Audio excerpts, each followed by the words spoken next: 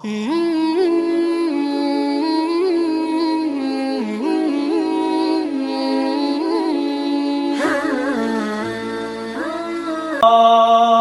أكبر الله أكبر لا إله إلا الله. الحمد لله خالق الوجود من العدم، وجاعل النور من الظلم، ومخرج الصبر من الألم، فملقي التوبة على الندم، فنشكره على المصائب كما نشكره على النعم، ونصلي على رسوله الأكرم ذي الشرف الأشم والنور الأتم والكتاب المحكم وكمال النبيين والخاتم سيد ولد آدم، الذي بشر به عيسى بن مريم ودعا لبعثته إبراهيم عليه السلام حين كان يرفع قواعد بيت الله المحرم. فصلى الله عليه وسلم وعلى أتباعه خير الأمم الذين بارك الله بهم كافة الناس العرب منهم والعجم. فالحمد لله الذي لم يتخذ ولدا ولم يكن له شريك في الملك ولم يكن له ولي من الذل وكبره تكبيرا. والحمد لله الذي أنزل على عبده الكتاب ولم يجعل له عوجا. والحمد لله الذي نحمده ونستعينه ونستغفره ونؤمن به ونتوكل عليه، ونعوذ بالله من شرور أنفسنا ومن سيئات أعمالنا، من يهده الله فلا مضل له ومن يضلل فلا هادي له، ونشهد أن لا إله إلا الله وحده لا شريك له، ونشهد أن محمدا عبد الله ورسوله أرسله الله تعالى بالهدى ودين الحق ليظهره على الدين كله وكفى بالله شهيدا. فصلى الله عليه وسلم تسليما كثيرا كثيرا. أما بعد، فإن أصدق الحديث كتاب الله، وخير الهدي هدي محمد صلى الله عليه وسلم، وإن شر الأمور محدثاتها، وإن كل محدثة بدعة، وكل بدعة ضلالة، وكل ضلالة في النار. قال الله عز وجل في كتابه الكريم بعد أن أقول أعوذ بالله من الشيطان الرجيم: يوم تمور السماء مورا وتسير الجبال سيرا فويل يومئذ للمكذبين الذين هم في خوض يلعبون يوم يدعون إلى نار جهنم دعا هذه النار التي كنتم بها تكذبون أفسحر هذا أم أنتم لا تبصرون. رب اشرح لي صدري ويسر لي أمري واحلل عقدة من لساني يفقه قولي، واللهم ثبتنا عند الموت بلا إله إلا الله، واللهم اجعلنا من الذين آمنوا وعملوا الصالحات وتواصوا بالحق وتواصوا بالصبر آمين يا رب العالمين। আজকের সংক্ষিপ্ত খুতবা হতে যাচ্ছে কোরআনের 52তম সূরা সূরা তুর নিয়ে, এবং যারা এই খুতবা শুনে এই সূরা সম্পর্কে আরও কিছু জানতে চান তারা এই সপ্তাহের ছুটির দিনে এই সূরাটি তিলাওয়াত করতে পারেন, অনুবাদ পড়তে পারেন এবং সম্ভব হলে তাফসীরও পড়তে পারেন। আল্লাহ অনেক সূরার মধ্যে এই বিচার দিবস সম্পর্কে বর্ণনা করেছেন, এবং এটি সেই সব সূরাগুলোর মধ্যে একটি বিচার দিবসের বর্ণনা করার মাধ্যমে। এবং অবশ্যই আমরা জানি বিচার দিবসে কি হতে পারে। একটি স্থানে আল্লাহ বলেন ওয়াকুনতুম আযওয়াজান সালাসা, এখানে মানুষ দুটি দলে ভাগ হয়ে যাবে, কিন্তু আপনি তার তিনটি দল বলতে পারেন: মৌলিকভাবে বিশ্বাসী, অবিশ্বাসী এবং বিশ্বাসীদের এলিট শ্রেণী। সূরাতুল ওয়াকিয়াতে বিশ্বাসীদের ভিআইপিদের নিয়ে বর্ণনা করা হয়েছে, কিন্তু মৌলিকভাবে বিশ্বাসী এবং অবিশ্বাসী এবং যারা ভুল দিকের মানুষেরা তাদের প্রত্যেককে সবসময় অবিশ্বাসী হিসেবে বলা হয়নি। প্রত্যেকবার আল্লাহ তাদের একটি নতুন বর্ণনা দিয়েছেন যাতে আমরা সেখান থেকে নতুন কিছু শিখতে পারি এবং আমাদের কি এড়িয়ে চলা উচিত তা আমরা জানতে পারি। তাই আল্লাহ শুধু বলেননি যে তারা কুফফার নয়, আল্লাহ তাদেরকে আলাদা আলাদাভাবে বর্ণনা করেছেন। প্রত্যেক বর্ণনায় আমাদের জন্য শিক্ষা রয়েছে, এবং এই সূরায় বিচার দিবসে যারা বিপদে পড়তে চলেছে তাদের নিয়ে একটি খুব নির্দিষ্ট বর্ণনা রয়েছে। আল্লাহ আমাদের কাউকে তাদের অন্তর্ভুক্ত না করুন। এবং আমি এই সূরায় আল্লাহ তাদের যে বর্ণনা দিয়েছেন এবং তাদের বিপরীত দিকের মানুষ সম্পর্কে যে বর্ণনা দিয়েছেন তার উপর বিশেষ দৃষ্টি দিতে চাই। আল্লাহ বিচার দিবসের শুরুর দিকের বর্ণনা করছেন এভাবে: ইয়াউমা তামুরুস সামাউ মাওরা ওয়া তাসিরুল জিবালু সাইরা, আকাশ পরিবর্তন হচ্ছে, পাহাড় নড়তে শুরু করেছে, পৃথিবী আর দেখতে যেমন ছিল তেমন থাকছে না, মানুষেরা কবর থেকে বের হয়ে আসছে। এবং এখন আল্লাহ বলেন ফাওয়াইলু ইয়াউমা ইযিল লিল মুকাযযিবিন, যারা সত্যকে মিথ্যা বলতো তাদের জন্য সেই দিন কত বিধ্বংসী আর কত ভয়ঙ্কর হবে যারা সত্যকে মিথ্যা বলতো।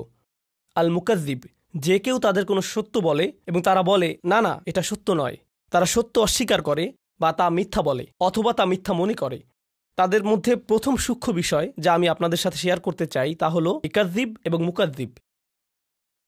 একজন ইকাযযিব হচ্ছে মিথ্যাবাদী। মুকাযযিব তার মধ্যে বেশ কিছু বিষয় আছে। প্রথম বিষয়টি হচ্ছে একজন ব্যক্তি যখন সত্যের সম্মুখীন হয়, যখন আপনি সত্য শোনেন, আমি সত্য শুনি এবং আমি তা গ্রহণ করতে চাই না এবং আমি বলি না এটা সত্য নয় এবং আমি শুধু এটা প্রত্যাখ্যান করি, এখন আমি একজন ইকাযযিব নই, আমি একজন মুকাযযিব। তাহলে প্রথম বর্ণনা হলো সত্যকে প্রত্যাখ্যান করা। মুকাযযিব সম্পর্কে দ্বিতীয় জরুরি বিষয়টি হচ্ছে আমি শুধু তা প্রত্যাখ্যানই করিনি, আমি আমার চারপাশের সবাইকে বলছি এটা মিথ্যা। এটা হতে পারে দাওয়া, যেখানে আপনি সবাইকে সত্যের পথে আমন্ত্রণ করছেন। মুকাযযিব হচ্ছে সে যে সত্য গ্রহণ করে না এবং সবাইকে সত্যকে মিথ্যা বলে গ্রহণ করতে নিষেধ করে। তারা একটা নেগেটিভ ক্যাম্পেইন করে এবং তারা একটা বাতিল ক্যাম্পেইন করে। মানে তারা শুধু নিজেরাই সত্যকে প্রত্যাখ্যান করে না, তারা অন্যদেরকেও সত্যকে মিথ্যা হিসেবে গ্রহণ করতে কনভিন্স করে, তারা মিথ্যাকে ছড়িয়ে দিতে চেষ্টা করে, তারাই মুকাযযিব। এটাই হচ্ছে প্রথম বর্ণনা। আমি যা শিখি তা হলো আমি যখন কোনো সত্য শুনি, তা যে কোনোভাবেই হোক না কেন, সেটি একটি শিশু থেকে শুনতে পারি, সেটা একজন মুসলিম থেকে শুনতে পারি, তা আমি যে ব্যক্তিকে পছন্দ করি বা পছন্দ না করি তার থেকে শুনতে পারি, যদি সত্য হয় আমি তা প্রত্যাখ্যান করব না, আমি তা প্রত্যাখ্যান করব না। লোকেরা কেন সত্যকে প্রত্যাখ্যান করে? কারণ শুধু এটা নয় যে তারা খারাপ মানুষ। এর কারণ হলো, উদাহরণস্বরূপ মহানবী সাল্লাল্লাহু আলাইহি সাল্লামের চাচা আবু তালিব সত্যকে গ্রহণ করেননি, তিনি সত্য গ্রহণ করেননি। কিন্তু প্রশ্ন হলো কেন তিনি সত্য গ্রহণ করেননি? কারণ যদি তিনি তা গ্রহণ করেন তার জীবনে অন্যান্য রাজনৈতিক সমস্যা ঘটতে পারে, তার মানুষের সাথে ব্যবসা আছে, তারা ব্যবসা প্রত্যাহার করতে পারে, তার অনেক সামাজিক সম্মান আছে, তার সামাজিক সম্মান ব্যাহত হতে পারে, তার পরিবারে অনেক সমস্যা হতে পারে। তিনি এই সব বিষয়গুলো দেখে বলেন আমি জানি এটা সত্য কিন্তু আমি তা গ্রহণ করতে পারি না, কারণ তার মূল্য অত্যন্ত বেশি, আমি এর জন্য এত মূল্য দিতে পারি না, আমি এটা করতে পারি না। এবং এটা শুধুমাত্র আবু জাহল, আবু তালেব এবং আরও অনেকের সাথে হয়নি, আমি এবং আপনি। যদিও আমরা মুসলিম, তবে মুসলিমদের মধ্যেও এমন হতে পারে। আমরা শুধু বলি লা ইলাহা ইল্লাল্লাহ, আমরা আল্লাহকে একমাত্র উপাস্যরূপে গ্রহণ করে নিয়েছি, আমরা মুহাম্মদ সাল্লাল্লাহু আলাইহি সাল্লামকে নবী বলে গ্রহণ করে নিয়েছি, কিন্তু ইসলামের অভ্যন্তরে আমাদের পরিবারের কেউ এসে আমাদের কিছু সত্য বলতে পারে এবং যদি আমরা তা গ্রহণ করি তাহলে আমাদের বাবা তা পছন্দ করবেন না, অথবা আমাদের ভাই তা পছন্দ করবে না, অথবা যদি আমরা তা গ্রহণ করি আমাদের ব্যবসা ছেড়ে দিতে হতে পারে, অথবা আমাদের কাউকে টাকা ফেরত দিতে হতে পারে, একটি মূল্য প্রদান করতে হবে। তাহলে আমরা সেই সত্যের সাথে কি করি? না, এটা সত্য নয়, না না সেটা ঘটেনি। তাকযীব হচ্ছে রিসালাত, ঈমান, আল্লাহ, এইগুলোই তাকযীব। আপনি প্রতিদিনই তাকযীব করতে পারেন। এবং আপনি জানেন ইংরেজিতে একটা কথা আছে, বেস্ট ডিফেন্স ইজ অফেন্স। ঠিক আছে, আপনি সত্য গ্রহণ করছেন না, আমি সত্য গ্রহণ করছি না, কিন্তু তার জন্য আমাদের একটু খারাপ লাগছে। যাতে আমার একটু ভালো লাগে তাই আমি সবাইকে গিয়ে বলি না না না এটা সত্য নয়, আমি এটা গ্রহণ করতে পারছি না কারণ এটা ভুল। কিন্তু আপনি আপনার ভেতর থেকে জানেন যে আপনি ভুল, কিন্তু নিজেকে ভেতর থেকে একটু ভালো লাগানোর জন্য সত্যকে মিথ্যা বলে প্রচার করছেন। এভাবেই আপনি আপনাকে ডিফেন্ড করছেন। এটাই হচ্ছে বিচার দিবসে এক ধরনের মানুষের বর্ণনা, যারা সেদিন তারা যা করত সেটা লুকাতে পারবে না। ওয়াইলু ইয়াউমাইযিল লিল মুকাযযিবিন। এরপরে আল্লাহ তাদের সম্পর্কে দ্বিতীয় বর্ণনা দেন এবং সূরাটির খুবই ইন্টারেস্টিং ব্যাপার এখানেই।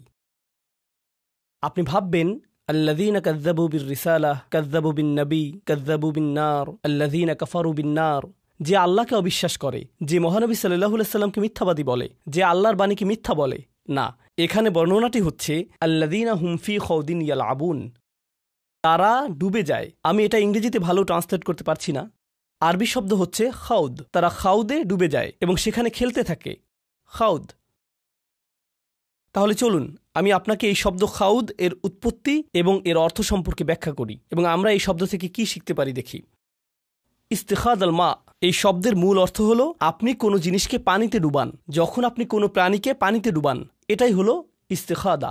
যদি আপনি পানিতে হাঁটেন এবং আপনার জামাটা হাঁটু পর্যন্ত পানিতে ভিজে যায়, খাউদিল মা, আর আপনি পানিতে নিজেকে ডুবিয়ে ফেললেন, আর যখন আপনি পানিতে নিজেকে ডুবিয়ে ফেলেন, তারা বলে থাকে ইখতাদাল মারআ, যেমন একটি পশুর চারণ ক্ষেত্র। যেখানে ভেড়া এবং ছাগল চড়ে বেড়ায়, সেখানে অনেক ঘাস, তারা অনেক ঘাস খেতে পারে। যদি সেখানে অনেক ঝোপঝাড় থাকে, এখন যদি পশুরা সেখানে যায় তাহলে সেই ঝোপঝাড়ে আটকে যাবে। তার মানে হলো চারণভূমিতে খাউদ আছে। চলুন এখন মিখওয়াদ শব্দটি নিয়ে কথা বলি। আগের দিনগুলোতে যখন তারা কোনো পানীয় পরিবেশন করত, একটা বড় চামচ ব্যবহার করত। তারা চামচটিকে পাত্রে ডুবিয়ে পানি ঢেলে দিত এবং তারা একটি মুক্তার জন্য এই শব্দটি ব্যবহার করত, কারণ মুক্তা পাওয়ার জন্য আপনাকে পানির গভীরে যেতে হবে। তারপরে এই শব্দটি অলংকারিকভাবে ব্যবহার হয়েছে। তারা এই শব্দটি এভাবেই ব্যবহার করত, ফাখাদাফিল কালাম। যখন আপনি একটি বিষয়ের গভীরে যাবেন এবং এই বিষয়টি নিয়ে কথা বলতেই থাকবেন, মানে আপনি ওই বিষয়টিতে ডুবে আছেন। যেমন কিছু লোক বা আপনাদের মধ্যে কেউ গেম খেলেন, অনলাইন গেম খেলেন, এবং তারা সবসময় গেমের মধ্যে থাকে, তারা গেমে ডুবে থাকে। কেউ কেউ গাড়ি পছন্দ করে, তারা সবসময় গাড়ি নিয়ে কথা বলে, গাড়ি নিয়ে চিন্তা করে, গাড়ি নিয়ে চিন্তা করে। তাদের ফোনের ওয়ালপেপার গাড়ির ছবি, তারা সবসময় গাড়ির আপডেট দেখেন। এই ব্যক্তিটি গাড়িতে খাউদ হয়ে আছে। খাউদের প্রধান অর্থ হল কিছুতে পুরোপুরি ডুবে থাকা। আধুনিককালে এই শব্দটিকে কোনো কিছুতে আসক্ত হওয়ার জন্য ব্যবহার করা হয়।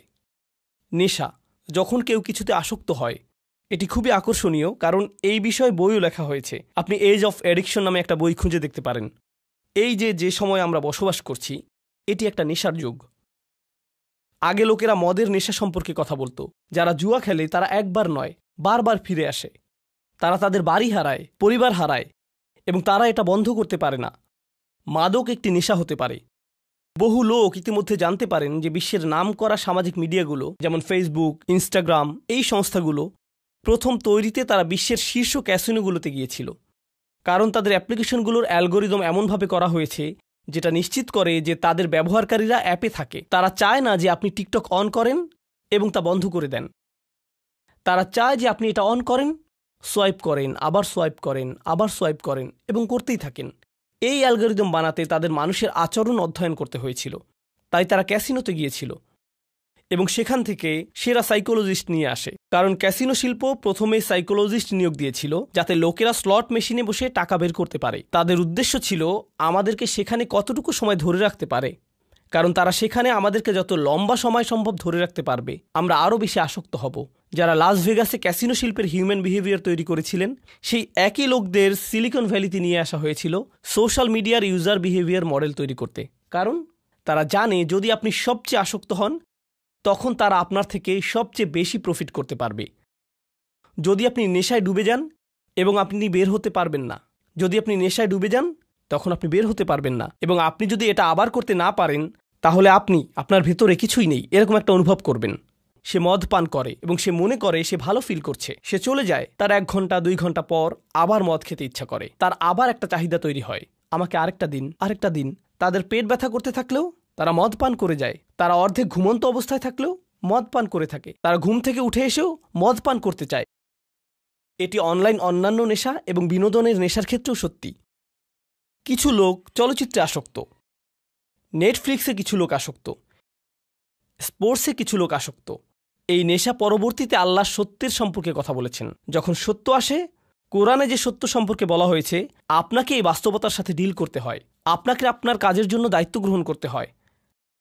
আমি কিভাবে আমার দিন কাটাচ্ছি তার ব্যাপারে যত্নশীল হতে হয়, কিভাবে আমি আমার রাত কাটাচ্ছি তার ব্যাপারে যত্নশীল হতে হয়। আমার নিজের ব্যাপারে দায়িত্ব আছে, আমার আল্লাহর জন্য দায়িত্ব আছে, আমার নিজের পরিবারের জন্য দায়িত্ব আছে। আমাকে এই সবগুলো ব্যাপারে যত্নশীল হতে হবে। কিন্তু আপনি যদি এই সত্যকে গ্রহণ করতে না চান এবং আপনি বাস্তবতা থেকে পালিয়ে বেড়াতে চান, আপনি নিজেকে হারিয়ে ফেলেন এবং কোনো একটি বিষয়ে আসক্ত হয়ে যান, এবং এভাবে আপনি আসক্তিতে ডুবে যান। আপনি জানেন কিছু মানুষ কি করে? কোনো একটি গ্যাদারিংয়ে কিছু শুনলে, মনে করেন 8 জন মানুষের একটি সমাবেশ, ফ্যামিলি গেট টুগেদার, তারা সেখানে বসে কথা বলছে এবং সেখানে কোনো একজন আল্লাহর দ্বীনের ব্যাপারে কথা তুলল, সে দ্রুত সেই বিষয়টি পরিবর্তন করে ফেলবে এবং সে চাইবে একটি অন্য বিষয়ে কথা বলতে, কারণ সে জানে সে কোন বিষয়ে কথা বলতে চাইবে। না না না, জানো UFC ফাইটে কি হয়েছে, এই খেলাটিতে কি হয়েছে, এই ছবিটিতে কি হয়েছে, ও আল্লাহ সেগুলো কত ভালো ছিল, এবং আমি এভাবে কথা বলতে থাকি। তারা যদি দিন সম্পর্কে কথা বলে, তবে তারা দিনকে একটা মজার ছলে কথা বলে। এই বিষয়ে কথা বলাটা একটু ফান। তখন আল্লাহ বলেন, হাত্তা ইয়াহুদু ফি হাদিসিন গাইরিহি, তাদের সাথে ততক্ষণ কথা বললেন না যতক্ষণ পর্যন্ত তার অন্য বিষয় ডুবে না যায়, যতক্ষণ পর্যন্ত তারা অন্য বিষয়ে ডুবে না যায়। এখন আমার আপনার নিজেদেরকে জিজ্ঞাসা করা উচিত, এটা মানুষের সম্পর্কে সমালোচনা নয়, এটা আমি এবং আপনি আমাদের সম্পর্কে যা ভাবি তাই। আমি প্রতিদিন যে বিষয়ে ডুবে থাকি এর কি কোনো উদ্দেশ্য আছে, নাকি আমরা আসলে শুধু এদিক ওদিক ঘুরে বেড়াচ্ছি? এই প্রশ্নটি আমি আমাকে জিজ্ঞেস করতে চাই। বিচার দিবসে আল্লাহ বলবেন, বিচার দিবস সম্পর্কে আল্লাহ বললেন, ইয়াউমা ইযিল্লিল মুকাযযিবিন আল্লাযীনা হুম ফি খাউদিন ইয়ালআবুন, তারা বিভিন্ন বিষয়ে ডুবে আছে এবং সেই বিষয়ে এদিক ওদিক ঘুরে বেড়াচ্ছে, তারা শুধুই ঘুরে বেড়াচ্ছে। এবং প্রতিবার যখন কোরআন তাদেরকে ডাকে, সত্য তাদেরকে ডাকে, সব কিছু দায়িত্ববোধ, কারণ বিচার দিবস মানেই দায়িত্ববোধ, তাই নয় কি? বিচার দিবস হচ্ছে একটি কোর্ট, এবং এই কোর্টে কি হয়? বিচারক বলেন আপনি যা করছেন তার জন্য আপনিই দায়ী। আপনাকে কোর্টে নিজেকে উপস্থাপন করতে হয়, এবং যারা জানে যে তাদের সামনে একটি বিচারের দিন আসছে, তাদের জন্য একটি বিচার অপেক্ষা করছে, তারা সেই বিচার দিনের জন্য প্রস্তুতি গ্রহণ করে। এটাই এই জীবনে হয়, এটাই বিচার দিবসের জন্য সাধারণ যুক্তি। কিন্তু যেই ব্যক্তি সেই ট্রায়ালের জন্য প্রস্তুত নয়, তারা শুধু খেলে বেড়াচ্ছে, তারা গেমে আসক্ত, তাহলে তারা সেই বিচার দিনে খুবই বিপদে পড়বে। এবং কেউ কেউ বলে, এই বিচার দিবস আগামীকাল, বিচার দিবস আগামী সপ্তাহে, তাড়াতাড়ি এই দিনের জন্য প্রস্তুতি গ্রহণ করো। কিন্তু আপনি তৈরি নন, আপনি আপনার কাজ শেষ করেননি, সেই দিন কি আপনার বিপক্ষে হতে যাচ্ছে? আরে যান, আমাকে খেলতে দেন। এটা সত্য নয়। এই মানুষগুলো খুব বেশি, আসলেই খুব বেশি, তারা খুবই নেতিবাচক, আমাকে আমার মতো থাকতে দিন। আপনি জানেন, এমন একটা সময় ছিল যখন দার্শনিকেরা ক্যাপিটালিজম, কমিউনিজম, অ্যাথিজম এইগুলো নিয়ে কথা বলতো। এখন আমরা একটা নতুন পৃথিবীতে, আপনার ইমোশনই আপনার নতুন ধর্ম। আমাকে একটু ভালো থাকতে দিন তো, আমি শুধু ভালো থাকতে চাই, আমাকে আমার মতো থাকতে দিন। আপনি জানেন, বিচার দিবসে আল্লাহ এমন একটি বর্ণনাই দিয়েছেন, আল্লাযীনা হুম ফি খাউদিন ইয়ালআবুন, যখন কোনো মানুষ কোনো কিছুতে ডুবে যায় তখন সে আর অন্য কিছুতে যেতে চায় না, সে ওখানে আটকে পড়ে, তারা একই জায়গায় থাকে। যখন কোনো মানুষ কোনো কিছুতে আসক্ত হয়, তখন আপনি তাকে 1 বছর আগেও যেখানে দেখেছেন এখনও ঠিক সেখানেই দেখবেন। আপনি জানেন, যখন মানুষ কোনো কিছুর পরিবর্তন করে না, আল্লাহ তাদেরকে পরিবর্তন করেন। আল্লাহ বলেন, ওয়াল্লাযীনা ইয়াওমা ইউদাউনা ইলা নারি জাহান্নামা দাআ, তখন আল্লাহ তাদেরকে জাহান্নামের আগুনের দিকে ঠেলে দেন। তাদেরকে ঠেলে দেয়া হয় কারণ তারা নিজেরা নড়ে না, তারা যেতে চায় না। হাযিহিন নারুল্লাতী কুনতুম বিহা তুকাযযিবুন, এই হচ্ছে জাহান্নাম যাকে তোমরা মিথ্যা বলতে। আফাসিহরুম হাযা, যদি আমি বলি এটা কি জাদু? আও আনতুম লা তুবসিরুন, তুমি কি দেখছো না? কারণ আমি কোনো আগুন দেখতে পাচ্ছি না। হে আস্তাগফিরুল্লাহ বলো, এগুলো করো না। আমাদেরকে আল্লাহকে ভয় করা উচিত, আমাদের বিচার দিবসকে ভয় করা উচিত। হ্যাঁ, আমার আগুন ভয় করা উচিত, কিন্তু আমি তো কোনো ধোঁয়া দেখতে পাচ্ছি না, আমি তো তাপমাত্রা বাড়তে দেখছি না। আল্লাহ বলেন এটা মিথ্যা। যখন বিচার দিবস আসবে, আও আনতুম লা তুবসিরুন, তুমি এটা দেখবে না। ইসলাউহা ফাসবিরু আলা তাসবিরু সাওয়াউন আলাইকুম ইন্নামা তুজজাউনা মা কুনতুম তা'মালুন, এখন যাও এর ভিতর এবং এটা উপভোগ করো। তুমি এটা সহ্য করতে পারো বা না পারো, এটা কোনো ব্যাপারই না, এটার এখন কোনো মূল্যই নেই। আমি এখন এই খুতবাটিকে ছোট করে আনতে চাই। অন্যদিকে এই মানুষের বিপরীত দিকে কিছু মানুষ থাকবে যারা বিচারের দিনে কোনো ধরনের বিপদে পড়বে না। আল্লাহ বলেন, ইন্নামাল মুত্তাকিনা ফি জান্নাতিন ওয়া নাঈম, যে মানুষের তাকওয়া ছিল তারা জান্নাতে যাবে এবং সেখানে আরাম করবে। আয়াতের পরবর্তী অংশটি হচ্ছে জান্নাতের বর্ণনা। এটা নিয়ে হয়তো পরবর্তীতে কখনো কথা বলবো, কিন্তু আমি চাই আপনারা এই বিষয়টি নিয়ে চিন্তা করুন। মুত্তাকিন বলতে আসলেই কি বোঝায়? মুত্তাকিন শব্দটা আমরা সবসময় শুনে থাকি, আমাদের তাকওয়া থাকা উচিত, আমাদের তাকওয়া থাকা উচিত। তো তাকওয়া শব্দটি এসেছে ওয়াকায়া শব্দ থেকে। আপনার জানা উচিত ওয়াকা মানে হচ্ছে প্রতিরোধ করা। এখান থেকে যে শব্দটি এসেছে, আমরা দোয়াতে এই কথাটা বলে থাকি, ওয়াকিনা আযাবান নার। তাকওয়া একই শব্দ। ওয়াকিনা আযাবান নার মানে হচ্ছে আমাদেরকে বিচার দিবসের শাস্তি থেকে রক্ষা করুন। আল্লাহ বলেন, কু আনফুসাকুম ওয়া আহলিকুম নার, তোমাকে এবং তোমার পরিবারকে জাহান্নামের আগুন থেকে রক্ষা করো। ইত্তাকা বা মুত্তাকি হচ্ছে সে যে নিজেকে রক্ষা করে। যখন আপনি বাসায় যান দরজা বন্ধ করেন, যখন হাঁটতে যান তখন দরজায় তালা দেন, এর মানে আপনি একটু তাকওয়া অবলম্বন করেছেন, কারণ আপনি নিজেকে রক্ষা করেছেন। তাই মাঝে মাঝে আমরা তাকওয়াকে আল্লাহর ভয় বলে অনুবাদ করে থাকি। আরবিতে ভয় হচ্ছে খৌফ, খাশিয়া। এছাড়া আরবিতে ভয় বোঝাতে আরও অনেক শব্দ ব্যবহার হয়ে থাকে, তো তাকওয়া সেগুলোর মধ্যে একটি।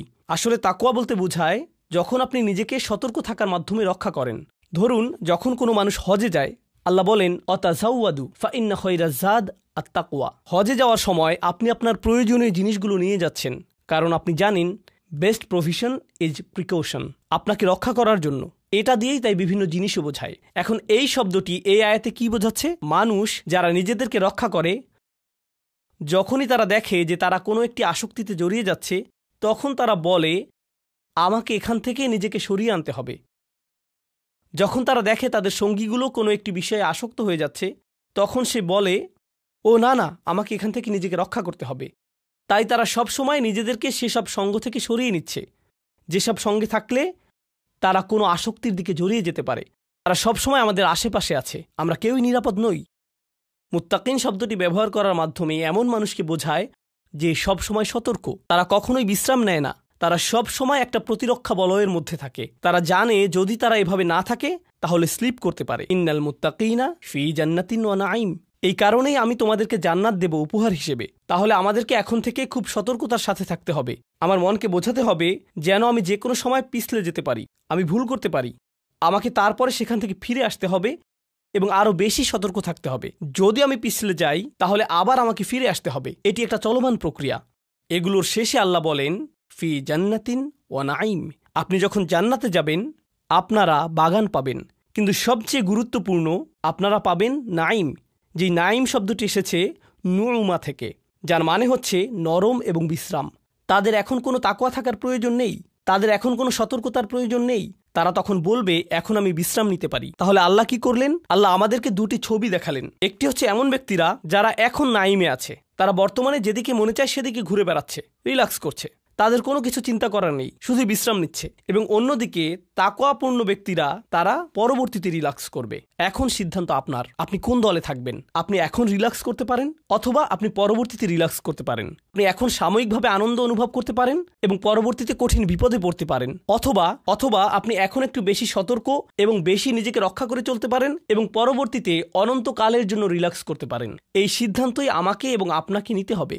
আমি আল্লাহ আযজা ওয়া জাল্লার কাছে দোয়া করছি, আল্লাহ আমাদেরকে যে কোনো ধরনের খাউদ থেকে রক্ষা করুন, যা আমাদেরকে সত্য থেকে দূরে নিয়ে যায় এবং আমাদেরকে মুকাদ্দিবিনদের অন্তর্ভুক্ত করে। আল্লাহ আমাদেরকে তাকওয়া সম্পূর্ণ করুন, যাতে আমরা আল্লাহর দয়ার অন্তর্ভুক্ত হতে পারি, যাতে আমরা জান্নাতুল নাঈমে যেতে পারি। বারাকাল্লাহু লি ওয়া লাকুম ফিল কুরআনিল হাকিম ওয়া নাফা'নি ওয়া ইয়্যাকুম বিল আয়াতি ওয়াজ যিকরিল হাকিম।